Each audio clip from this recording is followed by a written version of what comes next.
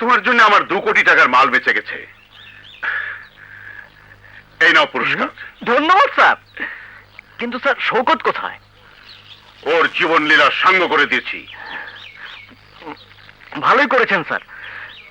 আপনার চোরাচালানের সাক্ষী হয়ে শৌকত বেঁচে থাকলে আপনার অনেক ক্ষতি হতো স্যার। ঠিকই বলেছেন ইন্সপেক্টর, চোরাচালানের সাক্ষীর বেঁচে থাকতে নেই। স্যার তাহলে আমি আসি।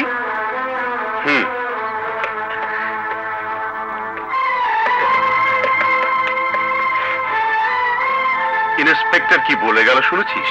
চোরাচালানি সাক্ষীর বেঁচে থাকতে নেই।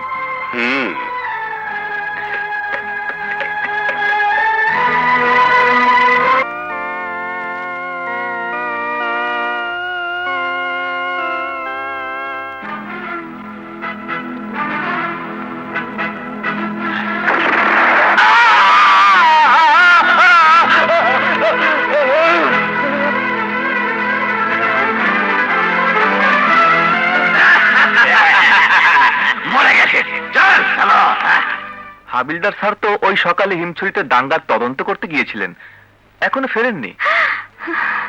গফুর, চল আমার সাথে, হিমছড়ি যেতে হবে। আয় চলো মা।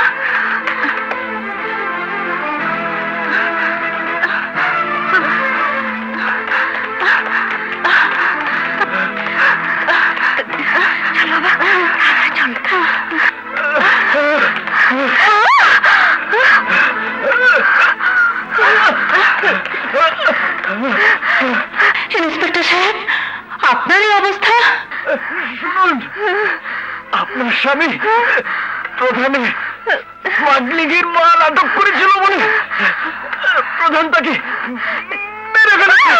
মেরে ফেলেছে? মেরে ফেলেছে? মেরে ফেলেছে?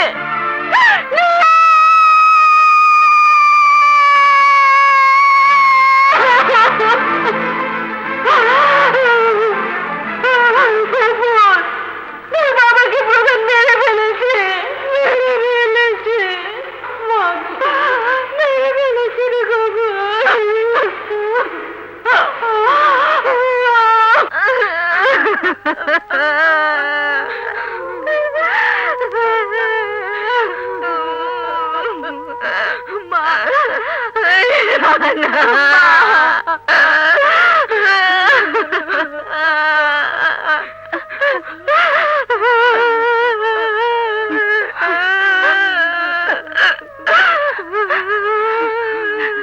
কেঁদো না মা, কেঁদো না।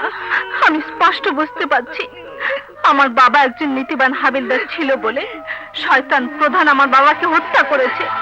মা, আমি তোমাকে ছুঁয়ে কসম খেয়ে বলছি, একদিন আমি হাবিলদার হয়ে আমার বাবার হত্যার প্রতিশোধ নেব, প্রতিশোধ নেব।